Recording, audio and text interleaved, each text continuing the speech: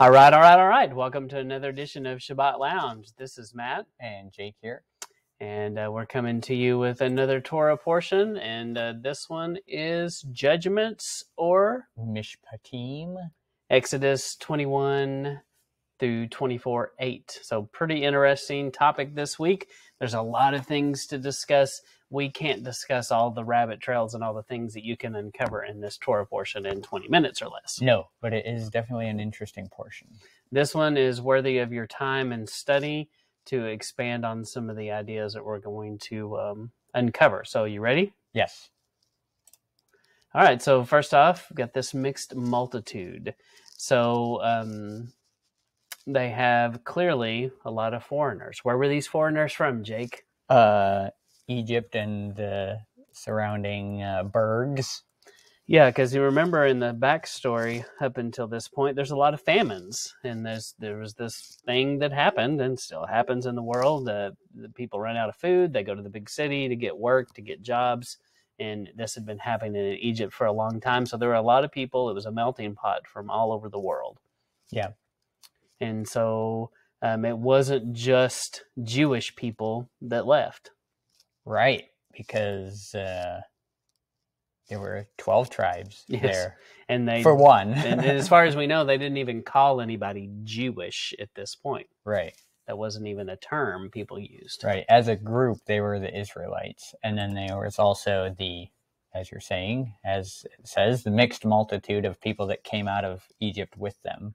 So it's at the beginning of this portion, we see that there's a bunch of foreigners that are running around the camp. And where did they come from? They came out of Egypt with the Israelites. And we encourage you to look at other teachings that we've done and other people have done where it talks about like what is a Jew. And if it's something to research and something to figure out. If you don't know what a Jew is and what the difference is between a quote unquote Jew, even today, what a quote unquote Jew is versus maybe someone that's considered an Israelite, a Hebrew, one who's crossed over, they're not necessarily the same thing. It may be different than what you thought. Right. But, you have to examine it with an open mind.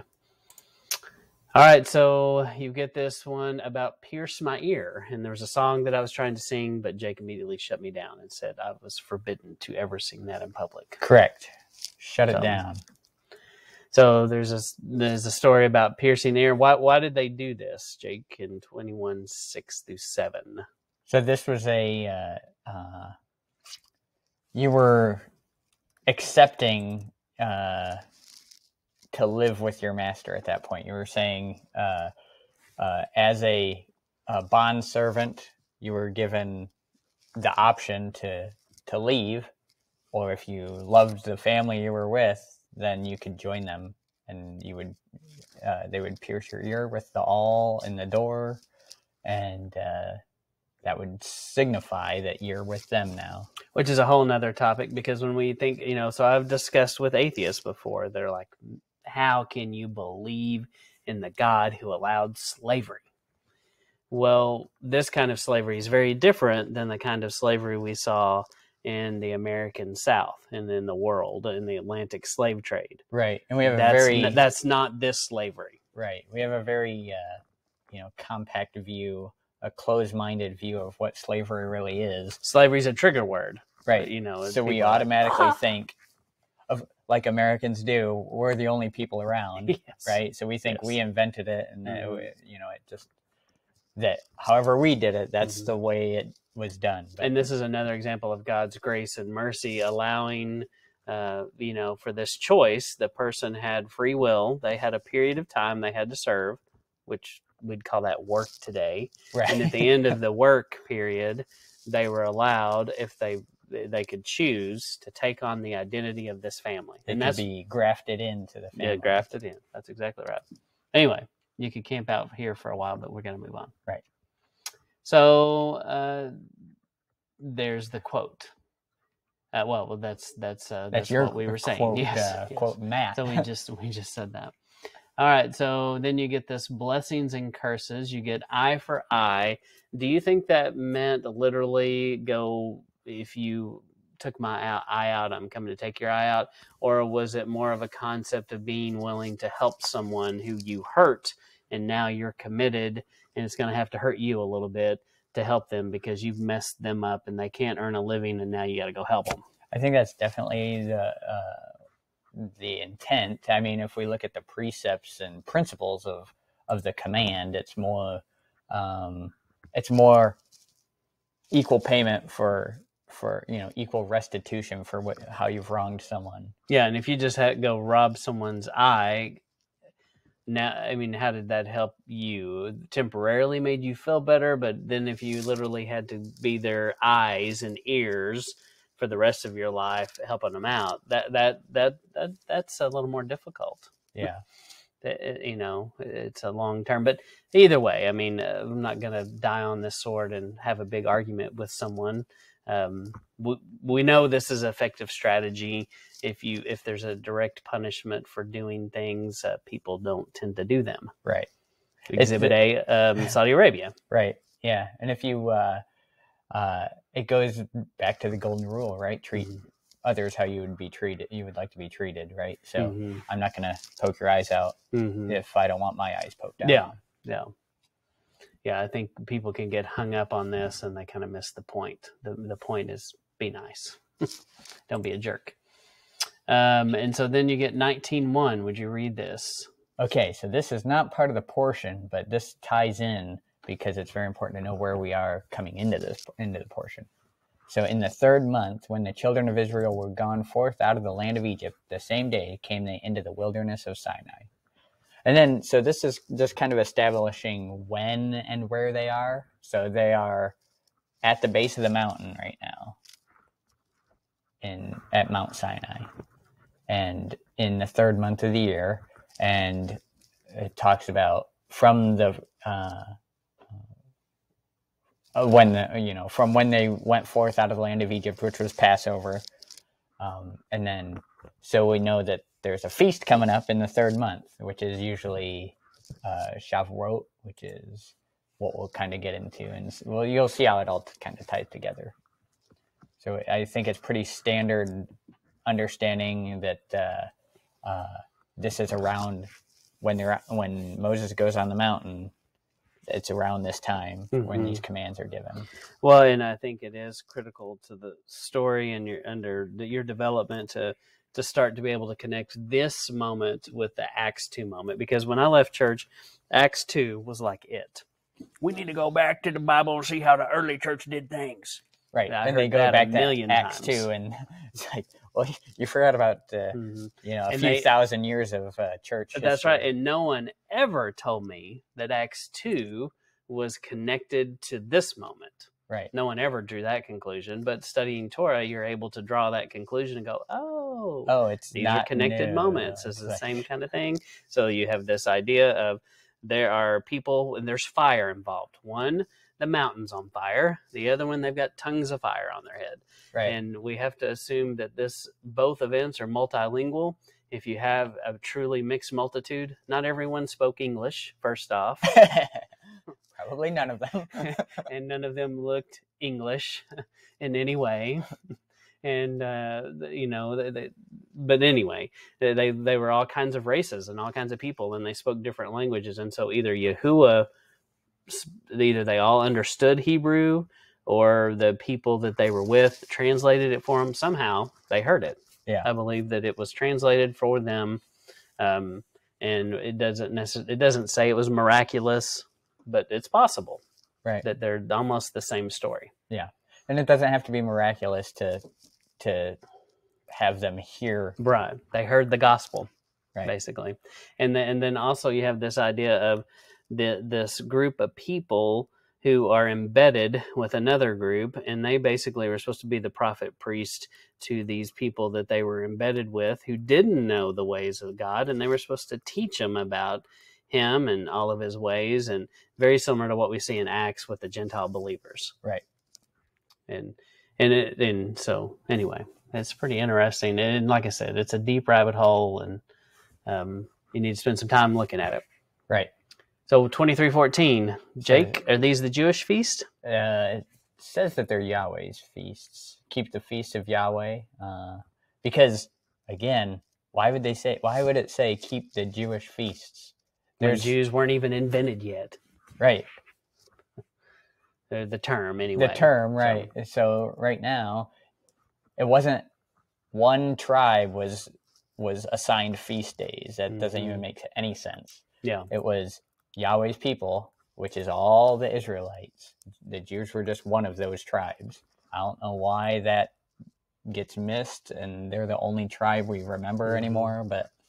And there's also a model and a plan of salvation in progress. You know, he saves us with grace because of our faith. And that was Passover. They didn't have to do a whole lot. They had to follow a few simple instructions, and then they didn't have a lot of instructions after that. It was all trust that he'll protect you if you do what he says. And then once they kind of go through that, then there's another layer of this relationship where there's more things you got to do. And that's where they are. They're learning about what else is involved in this. And but it's very similar to our modern salvation, where very little is required at the beginning, but as you grow in this relationship, you're like, oh, I got to do this too. You know, you find out more about him. Right. Well, and it's a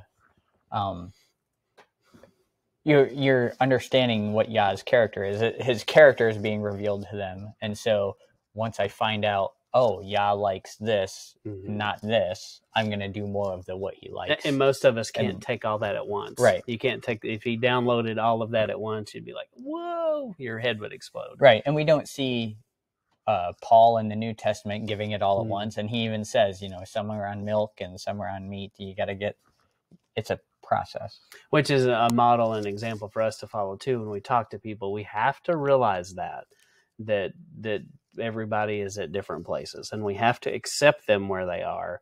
And even if we think they're on the wrong path or wrong at the moment, we were wrong too. Right. The point is to point them to the path that's getting us through the woods, right? Yeah. It's not to just transport them to the path. It's point them to the path. Yeah. Yeah. It's a journey you have to go down. All right. So then you get 23:15 through 16, where it's more details about the feast. Right. So I think it talks specifically about these three feasts: unleavened bread, the feast of harvest, and the ingathering. So what are these? What do we know these as? So unleavened bread comes right after Passover. These are the ones that you would go to. They eventually are told that they would go to Israel to take part in. Feast of ingathering is Shavuot, or Feast of Weeks, or Pentecost. Those are all the Feast of Harvest. And then ingathering is Sukkot, where you gather all your harvest in. Yeah. And there's some debate about how you classify Passover unleavened bread and take it apart, or is it one thing? And we're not getting into that. That is definitely interesting. But the bottom line is he lays this out here pretty early on. Right. And then another interesting thing in verse 23:20, he says, "Behold, I send an angel before you to keep you in the way and to bring you into the place which I prepared." Jake, it sounds like some of the things we've talked about. Yes, it certainly does. So it's very interesting that he gives them, what he's, he tells them, these are the things that I want you to do. And then he says, and I'm going to give you this angel to help you to do them, basically. And so what does that sound like? It does kind of sound like the Holy Spirit to me. And so a lot of people have, in my whole life, I've heard the argument, there was no Holy Spirit back in the Old Testament. Right. And I don't think that's true, because then how do you balance the scripture of I, the Lord, do not change? He's the same. So, and how else do you see this? What I know it doesn't say Ruach HaKodesh. No, it doesn't. But we acknowledge what's the purpose of the Holy Spirit? It's to guide you in the way that has been prepared for you, right? It's the purpose of the Holy Spirit, right? And it's this messenger of Yah that helps us to do that. Yeah. And when you look at what time of year this is, right? It's Shavuot, it's Pentecost. It ties exactly into Acts 2, like you're saying, when the Holy Spirit's given to men. I've heard the argument that the Holy Spirit was given to specific people in the Old Testament, and then in the New Testament, it's given to all people. But this, I think, goes against that understanding. And just because it's, we can recognize themes and patterns in Scripture, this is one of them. And there are other places it mentions the Holy Spirit being in the camp and that kind of thing. And I do think, to take a slightly different contrarian view, maybe even to what we talked about before, but I do think you could argue something different is with the Spirit in Acts. But I think that he was willing to do it here. And the people had already said no. So I think there probably was a little bit of a difference, but it was the people in Acts are at a different place spiritually. They're not rejecting him. They're not whoring on the mountain. Right. And these people are whoring on the mountain. So in some ways, why would he give them the Holy Spirit? Right. The indwelling of the Spirit is a little different. I think it's like you said, the principle is there, and how it looks between this generation and the generation up here. It probably is a little different, but it all had to do with where the people were. But it was, I believe, true in his character and his story. He was willing to indwell them at that moment on the mountain with the Holy Spirit, but they did not go for it. And this is again a physical kind of representation at the beginning, and the New Testament is very take that physical and apply it inward, because it's because out of the inside comes your actions. So moving along, so the helper, we talked about foreshadowing of the Spirit in 23:20. And we definitely talked about that. And then you've got this place prepared again, Jake. Why is the wedding language everywhere? Maybe because it helps tell the story, I guess.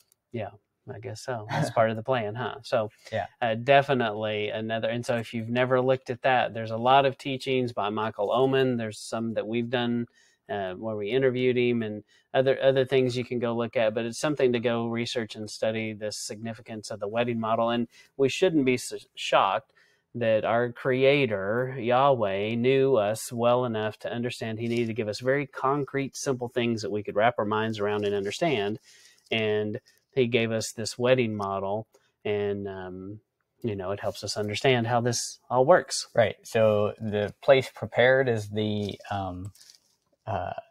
groom goes off and prepares a place, and then the bride comes to that place. And the Holy Spirit is that friend of the groom who brings them to the place that's been prepared. So. And you think he's talking about the promised land here for them, and going ahead of them. And he did, because you read later where people were terrified of them. They're like, "Oh, we heard what y'all did over there. Yeah. Here's our weapons. We just lay down." So, and so we did another teaching about the gospel story of the feast. It's a pretty fascinating connection, saying you can tell the gospel story through the feast. Right. And so we go into a little bit more about, this Shavuot connection and stuff like that in there. And if you have a second, check that out for more information. So as we come towards the end, we are reaching that. And this is Judgments, Exodus 21 through 24:8. Bottom line is we encourage you to read it. Don't take our word for it. Right. So this is week 18, and a lot in there. So like Matt said, read it for yourself, and try to keep your mind open to some of these things that we pointed out, maybe. That's right. So we encourage you to Google it, check out our website, Google Sabbath Lounge. We're in multiple platforms, podcast, all kinds of places. And we do appreciate your time today, and thank you for stopping by. This is Matt and Jake signing off.